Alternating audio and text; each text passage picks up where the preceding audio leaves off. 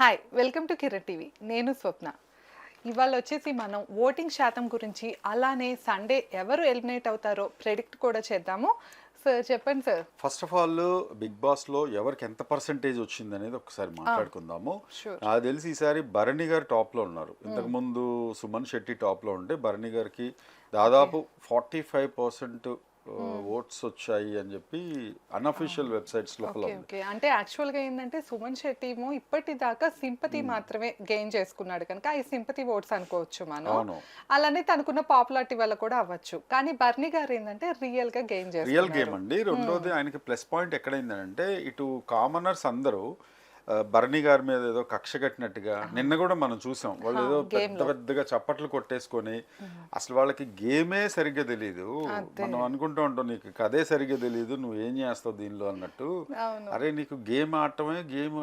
బయటకు వచ్చిన తర్వాత ఈయన ఎందుకు ఎలిమినేట్ అయ్యారు, చప్పట్లు ఎందుకు కొట్టావు? మరి అది మనీష్ మెయిన్ అక్కడేమో అసలు ఎంకరేజ్ చేస్తూ బాగా చప్పట్లు కొట్టి వెంటనే గేమ్ ఆడటం తెలియదు, ఇక్కడ కామనర్స్ కి చూడడం కూడా తెలియదు. అవును, రెండు తెలియదు కాదు అసలు.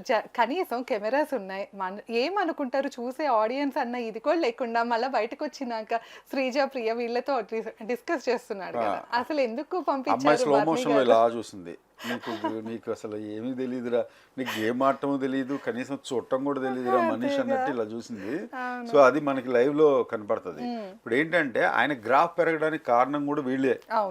ఇప్పుడు వీళ్ళు విలన్ గనక ఉంటే, యాంటాగనిస్ట్ ఉంటే ప్రొటాగనిస్ట్ ఇలా పైకి వెళ్తుంది. రాజమౌళి సినిమాలో లాగా రాజమౌళి సినిమాలో ఏమవుతుంది, వాడు ఎంత స్ట్రాంగ్ గా ఉంటే విలన్ వాడిని కొట్టిన వీడు హీరోయిజం ఎలివేట్ అవుతుంది అన్నట్టుగా. అటు భరణి గారు కామ్ గా ఏదో నార్మల్ గేమ్ యాక్చువల్ గా చెప్పాలేనంటే నార్మల్ గేమ్ ఆడినా కూడా బాగా హైలైట్ అవడానికి కారణం వీళ్ళు బౌబో అని చెప్పి ఆయన మీద పడడం అనేది మెయిన్ పాయింట్. ఇది నెంబర్ 1. అది మెయిన్ ఏంటంటే సంజన గారు లాస్ట్ టైం అలానే హైలైట్ అయ్యారు, అందరూ టార్గెట్ చేశారు కనుక. యాక్చువల్ గా ఆవిడ చేసింది తప్పే. అవును, ఆవిడ అలా చేయటం, ఏదో గుడ్డు తినేసేయడం, వెళ్ళటం, ఆ హౌస్ హార్మోని మొత్తం పాడు చేసి కంటెంట్ ఇచ్చింది, తప్పే కంటెంట్ ఇచ్చింది. కానీ అందరూ కలిసి రావడం వల్ల, అందరూ అగైనిస్ట్ అవడం వల్ల ప్లస్ అయింది. ఇప్పుడు భరణి గారు బాగా ఆడతారు. భరణి గారు క్లారిటీ ఉంది, ఎలా ఆడాలో తెలుసు. వీళ్ళు చేసే పనులు వీళ్ళ విలని కూడా ప్రియా రీతు వీళ్ళ విలని కూడా అన్ని హైలైట్ చేస్తుంది. నెక్స్ట్ మనం సుమన్ శెట్టి గురించి మాట్లాడాలి. అలానే సార్ యాక్చువల్ గా లాస్ట్ టైం దాకా మనకి ప్రియా గానీ శ్రీజ గానీ వీళ్ళే కొంచెం లేడీస్ లో మరీ అనుకునే వాళ్ళని తట్టుకోలేవని, ఇప్పుడు రీతు కూడా వాళ్ళతో యాడ్ అయిపోయింది. నిన్న గేమ్ చూసిన వాళ్ళకి చాలా క్లియర్ గా అర్థమైపోయింది. అమ్మాయి సంచాలక్గా శుద్ధ దండగా వేస్ట్, ఆ అమ్మాయికి రాదు. డెమాన్ పవన్ తోటి విష్ణుప్రియ పృథ్వీ వాళ్ళ లవ్ స్టోరీ, తర్వాత మనకి మోనాల్ సీజన్ నెంబర్ 4లో అఖిల్ అభిజిత్ వీళ్ళ స్టోరీలు ఏదో రిపీట్ చేస్తే ఎండ్ వరకు తీసుకెళ్తారు. నేను విన్నోకపోయినా కూడా అన్ని వారాలు నేను ఉంటే చాలా హైలైట్ అవుతానే ఫీల్ అవుతుంది అమ్మాయి. బట్ అదైతే వర్కౌట్ డెఫినెట్గా అవ్వదు, చాలా అసహ్యం వేస్తుంది జనాలకి. అంటే మోనాల్ మిగతా వాటిల్లో కూడా ఉండేది సార్ అప్పట్లో. అలా కంపేర్ చేసినా మీరు మోనాల్ మిగతా వాటిల్లో కూడా టాస్కుల్లో గానీ కొంచెం కంటెంట్ మంచిగా ఉండేది. వాళ్ళని రీచ్ చేయలేరు వీళ్ళు. అదేగా నేను అనేది, అదే వాళ్ళలాగా ప్రవర్తిస్తున్నారు కానీ వాళ్ళ రీచ్ కాలేరు. Next Suman Shetty around unofficial websites లో 35% ఉన్నాడు అని చెప్పి అన్అఫీషియల్ గా. ఎందుకంటే అతనికి మంచి ఫ్యాన్ బేస్ ఉంది. అలాగే లాస్ట్ వీక్ ఏదో సింపతి మీద గేమ్ ఆడాడు కానీ ఈసారి మాత్రం టాస్క్ బాగానే ఆడాడు. అండ్ ఇవాళ ప్రోమో కూడా అతనికి ప్లస్ అయ్యేలాగానే కట్ చేశారు స్టార్ మా వాళ్ళు. అంటే అతను చాలా ఫెరోషియస్ గా బిహేవ్ చేయటం, ఒక్క తన్ను అనటం, అదే ఆ బాక్స్ లో ఉన్న వస్తువులను ఏదైతే ప్రొటెక్ట్ చేసుకోవాలనే టాస్క్ ఉందో దానిలో కూడా కొంచెం హైలైట్ అయ్యాడు తను. ఇప్పుడు ప్రోమో హైలైట్ చేసింది కూడా చాలా తెలివిగా. అంటే స్టార్ మా కొంచెం ఫేవరెటిజం గా ఉందా అనేది కూడా అనిపిస్తుంది. తనకి మాత్రం కొంచెం ఫెరోషియస్ గా ఉన్నది, తను చాలా సీరియస్ గా ఉన్నది మాత్రం కట్ చేశాడు. సో సుమన్ శెట్టికి ఫాలోయింగ్ కాదు, గేమ్ కూడా ఆడుతున్నాడు అనే ఫీలింగ్ తెప్పించేలాగా. So it has gone up to 35%. ఈ రోజు అయితే క్లోజ్ అయిపోతాయి. నెక్స్ట్ వచ్చేసి సంజన గారికి ఫస్ట్ నుండి కూడా మనకు తెలుసు ఆవిడ గేమ్ కన్నా కూడా ఆవిడ స్ట్రాటజీస్ ప్లే ఎక్కువ అవుతున్నాయి. అండ్ హౌస్ లోపల ప్రతి ఒక్కళ్ళతోటి ఇప్పుడు ఫస్ట్ ఏదైతే స్ట్రాటజీ ప్లే చేసింది, స్ట్రాటజీ తర్వాత ఇమ్మీడియట్గా అందరితోటి జెల్ అవడం, అందరినీ తన వైపుకి తిప్పేసుకుంటుంది కంప్లీట్గా. అంటే అట్రాక్ట్ చేసేస్తుంది అనమాట. అటు ఇమాన్యుయల్ తోటి కానీ, ఇటు సుమన్ శెట్టితో కానీ, అటు ఆఖరికి ఆశా శైని తోటి ఫస్ట్ ఎప్పుడైతే ఫైట్ అయిందో ఆశా శైనిని కూడా వెళ్ళి గెలిచేసింది. శత్రువులందరినీ గెలిచేసింది. సో ఇప్పుడు ఆమె అన్అఫీషియల్గా ఒక ఎల్డర్ ఆఫ్ ది హౌస్, ఒక బాస్ ఆఫ్ ది హౌస్ లాగా తయారైంది. కాబట్టి ఆవిడకి కూడా ఒక 20% 20 అనుకుంటా నాకు తెలిసి. ఎస్, 20% రావడానికి కారణం కూడా రీజన్ అదే. Next flora sir.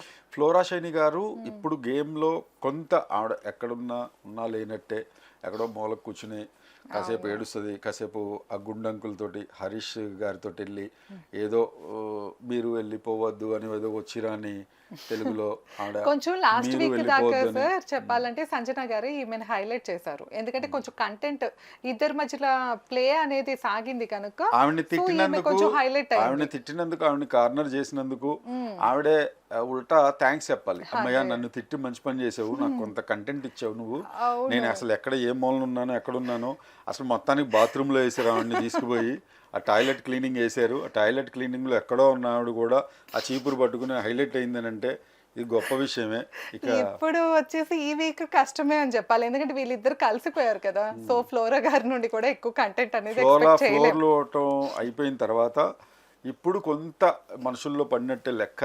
అందుకని ఆవిడకి ఎంతో కొంత 15 పర్సెంటేజ్ 15 ఇచ్చారు. Okay, good audience. Yes, next Pavan sir. Pavan Kalyan. Pavan Kalyan పులిహార ఎక్కడైతే తను కలిపాడో అతను రీతూ చౌదరి మాయలో పడిపోయినట్టుగా ఎప్పుడైతే ఫీల్ అయిపోయాడో అప్పుడే కొంచెం అతని గ్రాఫ్ అయితే కంప్లీట్గా తగ్గిపోయిందండి. నాకు తెలిసి 14% పవన్ అనే వ్యక్తికి 14% గ్రాఫ్ మిలిటరీ పవన్కి ఇలా తగ్గిపోయింది. ఇక నెక్స్ట్ డెమోన్ పవన్ కూడా చాలా లీస్ట్లో ఉన్నాడు.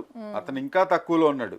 ఎందుకంటే ఈ రీతూ చౌదరి ఏ మాయ చేసావే అనే సినిమాలో లాగా చూపెట్టినట్టు ఆ రీతూ చౌదరి చాలా పకడ్బందీగా వీళ్ళిద్దరికి, ఒకడికి పులిహార ఒకడికి ఉప్మా అన్నట్టు కరెక్ట్ సరిపోతుందండి.